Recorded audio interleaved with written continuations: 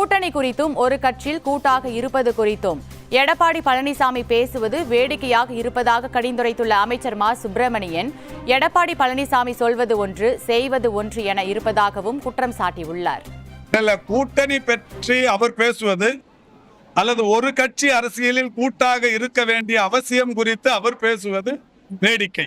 இன்றைக்கு இந்தியாவின் பொருளாதார வளர்ச்சி 6.5.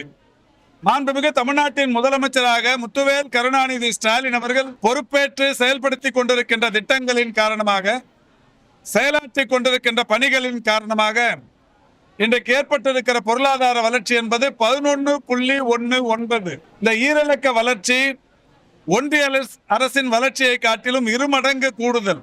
இதில் இன்றைக்கு ஏராளமான பேர் குதர்க்கம் பேசி வருகிறார்களே. குஜராத் போன்ற மாநிலங்கள், கோவா போன்ற மாநிலங்கள், ஏறத்தாழ 4 பெரிய மாநிலங்களும் 2 யூனியன் பிரதேசங்களும் இந்த வளர்ச்சி பட்டியலில் இடம்பெறவே இல்லை. இந்த நிலையில் தமிழ்நாடு ஈரிலக்க வளர்ச்சியை பெற்றிருக்கிறது. இது குறித்து பெருமைப்பட வேண்டும், சந்தோஷப்பட வேண்டும், மகிழ்ச்சி அடைய வேண்டும். நம்மால் முடியாததை ஸ்டாலின் செய்து கொண்டிருக்கிறாரே என்று மாதட்டி கொள்ள வேண்டும். அந்த பெருந்தன்மை எல்லாம் எடப்பாடி பழனிசாமிக்கு சத்தியமா வராது.